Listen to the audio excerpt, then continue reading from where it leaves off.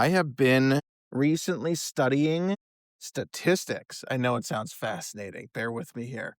Statistics on divorce. Which gender is most commonly and most frequently divorced? Which religious group is most commonly and frequently divorced? What gender identity is most frequently divorced? Gay men, gay women, straight men, what have you. I have been researching all of this and publishing a series of videos on TikTok, Instagram, YouTube.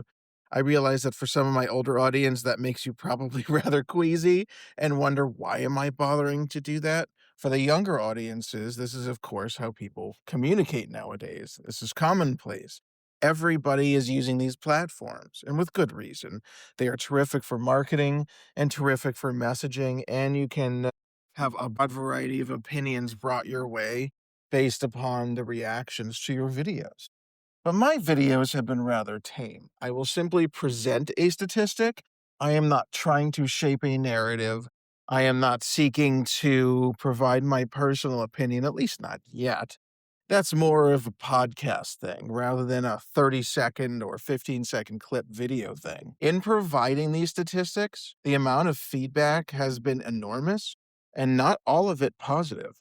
Some of the opinions have been fascinating about women's equality and about equality of incomes. The lion's share of opinions I have received are, why would you point out that gay men have the lowest statistical rate of divorce nationally and internationally? Some people argue it's because gay men already have an understanding about sexual desires and needs.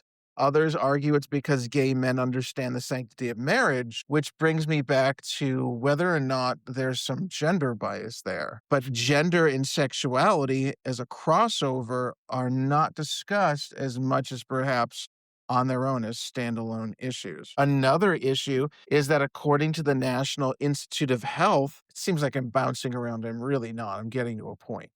The National Institute of Health published a survey in the early 2000s, or mid 2000s rather, that provided a perspective on why lesbian relationships, and I can extrapolate perhaps why lesbian marriages do not work as often as they succeed. Lesbian women have the highest rate of divorce in the entire United States, which is the complete polar opposite of gay men's divorce and marital statistics in the entire United States, and as I mentioned, internationally. According to the study, gay women do not often have their relationships and marriages work out because they often marry one another hoping to raise a family.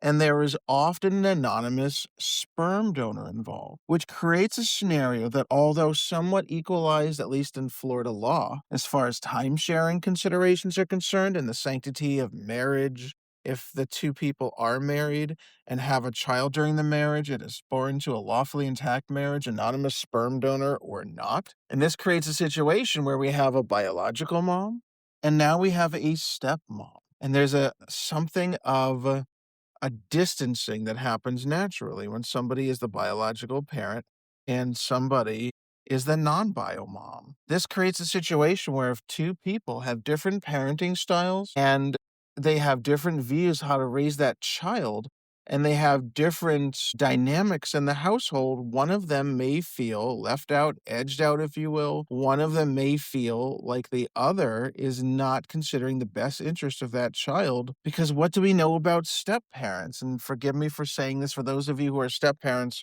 who have come to the rescue. Those of you who are step parents who have saved kids' lives and have provided enormous benefits to kids that you are raising and done things above and beyond what any biological parent probably would have done in that situation.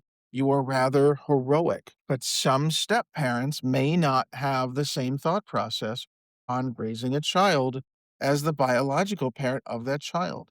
There may be a sort of natural protectiveness.